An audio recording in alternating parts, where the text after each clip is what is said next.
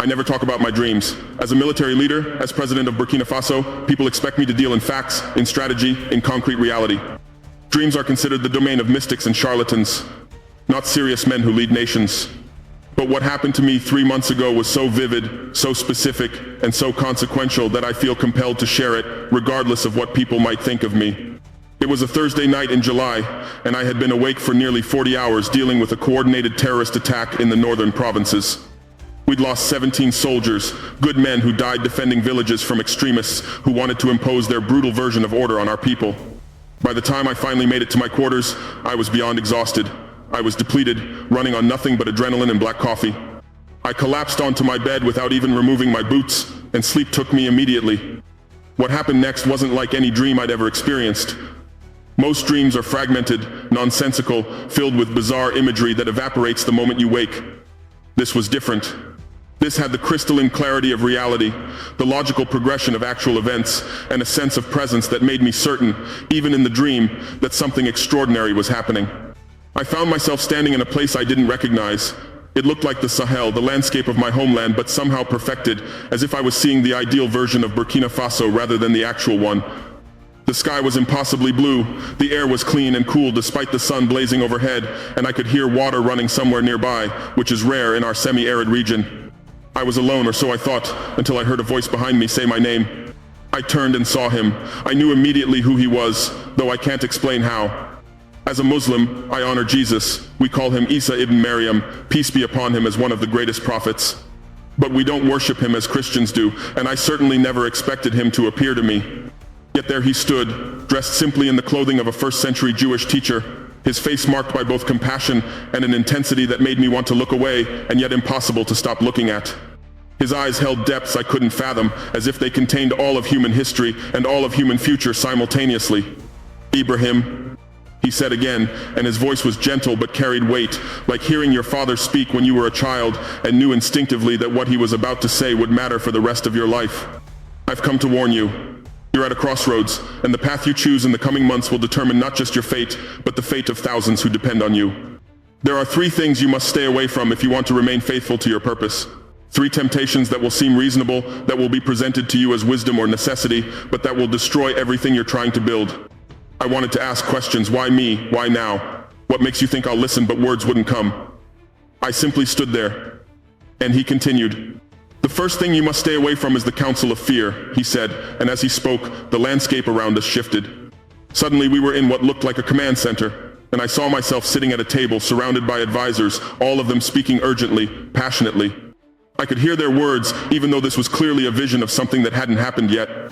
They were telling me that mercy was weakness, that compassion would be exploited, that to secure Burkina Faso I needed to be harsh, uncompromising, willing to use any means necessary. They showed me intelligence reports of plots against the government, lists of suspected enemies, recommendations for preemptive arrests and harsh crackdowns. "Strike first," they said. "Show strength. Make examples. Rule through fear so that no one dares challenge you." Jesus gestured at the scene, and I felt a wave of revulsion wash over me. "This is the counsel of fear," he said. "It will come to you dressed as wisdom, as practical necessity, as the hard truths that naive idealists refuse to face. Your advisors will tell you that the world is dangerous, that mercy is a luxury you can't afford, that to protect your people you must be willing to do terrible things. And there will be truth in what they say. The world is dangerous, there are genuine threats, real enemies do exist. But the counsel of fear always leads to the same place. It turns protectors into oppressors, liberators into tyrants, those who began by serving the people into those who rule over them through terror." The scene shifted again, and now I saw the consequences of following that counsel. I saw prisons full of people arrested on suspicion, families torn apart, a climate of paranoia where neighbors informed on neighbors, where speaking freely became dangerous, where the very thing I'd fought against oppression had been recreated under my own leadership. I saw myself older, harder, surrounded by yes-men and security forces, isolated from the people I'd claimed to serve. I'd become everything I despised. "When the counsel of fear comes to you," Jesus said, his voice cutting through my horror at what I was seeing, "and it will come within weeks. Remember this, perfect love casts out fear." The opposite of fear is not recklessness or naivety, it's faith. Faith that treating people with dignity will ultimately create more security than treating them with suspicion. Faith that justice, even when it's slow and imperfect, serves better than injustice that's swift and efficient. Faith that the way you achieve your goals matters as much as whether you achieve them. He turned to face me directly, and I felt his gaze pierce through every rationalization, every defense I might construct. You took power to free your people from oppression, Ibrahim. Don't become their new oppressor by listening to those who tell you that fear is the only path to security. Stay away from the counsel of fear, no matter how reasonable it sounds, no matter how many intelligent people present it to you, no matter how much easier it would make your job. That is the first thing. Before I could process what he'd said, the landscape shifted again. Now we stood in what appeared to be a luxurious office, and I saw myself meeting with well-dressed foreigners, diplomats, businessmen, representatives of powerful nations and international organizations. They were smiling, friendly, offering aid packages and investment deals and promises of support. On the surface, everything they said sounded beneficial for Burkina Faso: infrastructure development, economic growth, military assistance, diplomatic recognition. But as I listened more carefully to the vision, I began to hear what was beneath the pleasant words. They wanted mining rights at exploitative rates. They wanted Burkina Faso to moderate its criticism of neocolonialism and Western interference. They wanted military bases on our soil, access to our resources, influence over our policies. They were offering to help us, but only if we surrendered the very sovereignty and dignity we'd been fighting to reclaim. The help came with chains attached, invisible but unbreakable, that would bind us back into the systems of exploitation we'd worked so hard to escape. This is the second thing you must stay away from, Jesus said. The counsel of compromise. It will come to you dressed as pragmatism, as realism, as the recognition that you cannot do everything alone and must work with others. And again, there will be truth mixed with poison. You do need partnerships, you do need trade, you do need relationships with other nations. But there's a difference between partnership and subjugation, between cooperation and capitulation, between accepting help and selling your soul. He gestured at the scene, and I saw the long-term consequences of accepting these deals. Burkina Faso became prosperous on paper: better roads, more investment, impressive statistics, but the people remained poor while foreign companies extracted wealth. Our policies were dictated by international lenders. Our military answered to foreign commanders. Our resources enriched distant shareholders. We'd traded formal colonialism for a more subtle version, and I'd been the one to broker the deal, convinced that I was being practical and wise when I was actually betraying everything I'd fought for. When the counsel of compromise comes, Jesus continued, and it will come from people who seem sophisticated and worldly, people who will make you feel naive and idealistic for resisting. Remember this: you cannot serve two masters. You cannot serve your people's dignity and foreign powers' interests. You cannot liberate your nation while remaining dependent on those who profit from your exploitation. The compromises they offer will seem reasonable, each one individually small, but they accumulate. Each small surrender makes the next one easier, until you wake up one day and realize you've given away everything that mattered while telling yourself you were being smart. Jesus' expression grew even more serious. I told my followers that the love of money is the root of all evil. I told them you cannot serve God and wealth. This applies to nations as much as individuals. When you prioritize development over dignity, growth over sovereignty, prosperity over principles, you've already lost. Stay away from the counsel of compromise.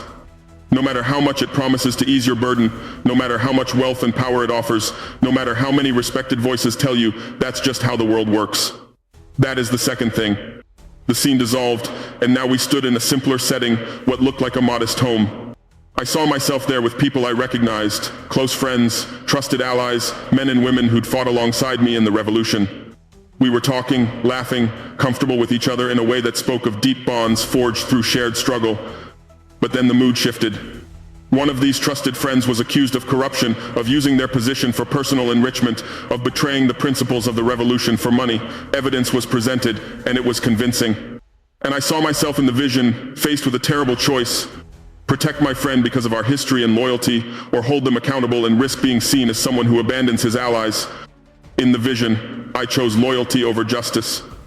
I protected my friend, explained away the evidence, used my authority to shield them from consequences, and I watched as that decision rippled outward. Other officials saw that loyalty to me provided immunity from accountability. Corruption spread, protected by personal relationships rather than punished according to principles. The revolution that was supposed to bring justice and dignity instead became another system where connections mattered more than character, where the powerful protected each other while ordinary people suffered. And it all started with one choice: to value friendship over integrity. This is the third thing you must stay away from, Jesus said, and there was deep sadness in his voice. The counsel of loyalty. This one will be the hardest because it will come from love, not from fear or greed. You will face a situation where someone you care about, someone who has been faithful to you, will betray the cause. And you will have to choose between personal loyalty and principled leadership. Everyone will tell you that loyalty matters, that you can't abandon someone who stood by you, that one mistake shouldn't destroy a relationship. And in personal life, they'd be right. But you're not just living a personal life anymore, you're leading a movement, a nation, a revolution. Your choices affect millions. He stepped closer to me, and I felt the weight of his words settling into my bones. When I walked the earth, I loved my disciples. I called them friends. But when Peter denied me, when Judas betrayed me, I didn't compromise truth for the sake of relationship. And I taught that anyone who loves father or mother or friend more than truth is not worthy of the kingdom. This isn't cruelty, Ibrahim, it's the recognition that some things are more important than personal comfort. Justice is more important than friendship. Integrity is more important than loyalty. The well-being of millions is more important than the feelings of one person, no matter how much you care about them. The vision showed me the alternative path. I saw myself making the hard choice to hold my friend accountable, accepting the pain of that decision, enduring the accusations of disloyalty and coldness. But I also saw the message it sent, that no one was above the law, that principles mattered more than personalities, that the revolution was real and not just a reshuffling of who got to be corrupt. And paradoxically, that choice strengthened everything I'd built rather than weakening it. People trusted a system that held even friends accountable more than they trusted a system that protected the powerful, however much they might like those particular powerful people. When the council of loyalty comes, Jesus said, and it will come when you least expect it, when you're already exhausted and heartsick, when the last thing you want is another hard choice, remember this. Love sometimes means saying no. It means holding people you care about to standards precisely because you respect them enough to believe they can meet those standards. It means prioritizing the needs of the many over the comfort of the few. Stay away from the council of loyalty when it conflicts with justice, no matter how much it hurts, no matter how much others judge you for it, no matter how lonely it makes you feel. That is the third thing. Jesus looked at me with an expression of profound compassion mixed with absolute seriousness. These three counsels, fear, compromise, and loyalty, they will come to you dressed as wisdom from trusted sources. Your advisors will present the counsel of fear as necessary security measures. Foreign powers will present the counsel of compromise as pragmatic cooperation. Your friends will present the counsel of loyalty as basic human decency. And in each case, there will be enough truth in what they say to make their arguments seductive. That's what makes them dangerous. If they were obviously evil, you'd reject them immediately. But they come disguised as good sense, as practical wisdom, as the way things have to be. He raised his hand, and the landscape around us began to fade. I could feel myself being pulled back toward waking, back toward the world of concrete decisions and political pressures. But before I left completely, Jesus spoke one final time, and his words seemed to be carved into my consciousness with fire. You asked God for guidance to lead rightly. This is my answer. Stay away from these three things, no matter the cost. They will each come to you, probably in the order I've shown you. You'll know them when they arrive because they'll feel exactly as I've described, reasonable, necessary, compassionate, but they're poison. They will destroy you and your mission as surely as any external enemy could. The choice is yours. I'm showing you the paths, but you must choose which one to walk. Choose wisely, Ibrahim. Thousands of lives depend on it. And then I woke up, gasping, drenched in sweat despite the cool night air, with every detail of the dream seared into my memory with perfect clarity. I looked at my watch. It was 4:17 a.m.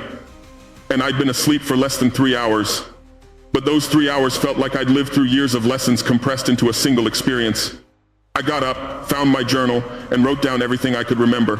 Every word Jesus had spoken, every vision he'd shown me, every warning he'd given.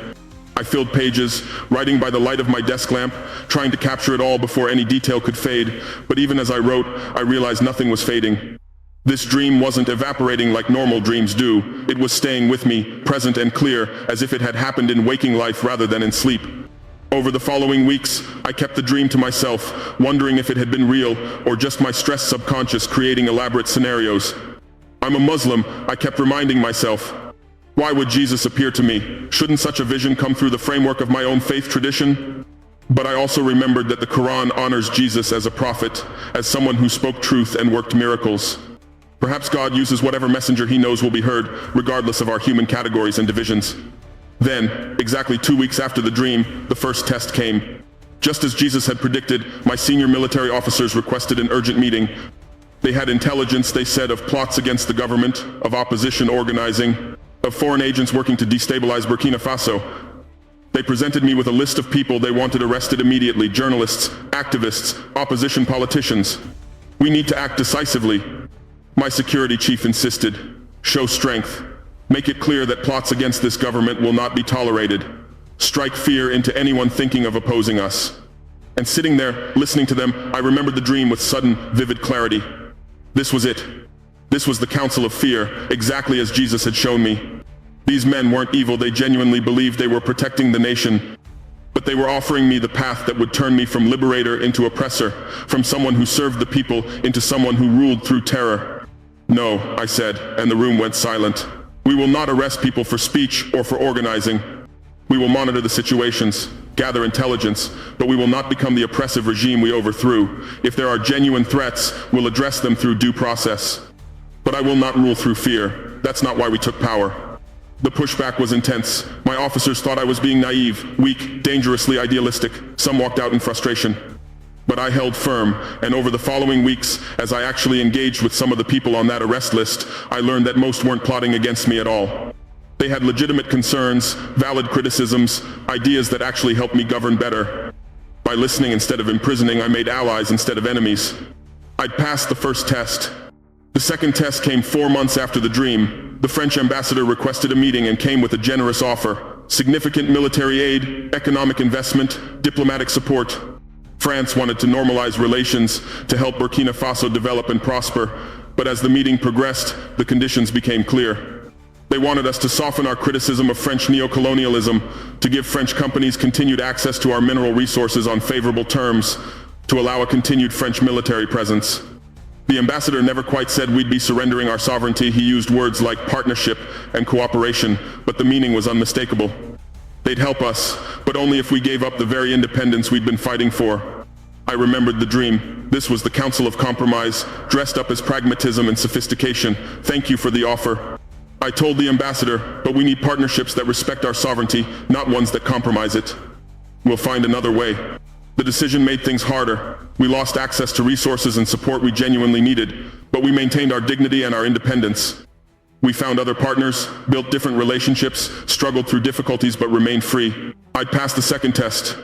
The third test came almost a year after the dream. One of my closest friends, a man who'd fought beside me from the beginning, was credibly accused of corruption. The evidence was clear. He'd been taking bribes, using his position for personal enrichment. Everyone told me to protect him, to value loyalty over principle. He's been with you from the start. They said, one mistake shouldn't destroy everything. Show loyalty and others will be loyal to you. I remembered the dream, remembered Jesus showing me how protecting corruption for the sake of friendship would poison everything we'd built. And I made the hardest decision of my leadership. I held my friend accountable. I stripped him of his position and referred him for prosecution. I lost a friend, faced accusations of coldness and disloyalty, endured the pain of choosing principle over relationship. But I also sent an unmistakable message that no one was above accountability, that this revolution was real. People's faith in what we were building actually strengthened. I'd passed the third test. Now, as I share this story, I still don't fully understand what happened that night. Was it really Jesus? Was it God speaking through a form he knew would reach me? Was it my own subconscious, stressed and exhausted, creating an elaborate teaching moment for itself? I don't have definitive answers to those metaphysical questions, but I know this. The warnings were real, the tests came exactly as predicted, and following the guidance I received in that dream has kept me from becoming the very thing I fought against. I share this not to convince you of anything supernatural, not to make claims about divine revelation. I share it because the lessons matter regardless of their source. Whether Jesus actually appeared to me, or whether my own deepest wisdom took his form to make sure I'd listen, the truth remains. Leaders must stay away from the counsel of fear, no matter how reasonable it sounds. We must reject the counsel of compromise when it means surrendering our principles and dignity, and we must resist the counsel of loyalty when it conflicts with justice and accountability.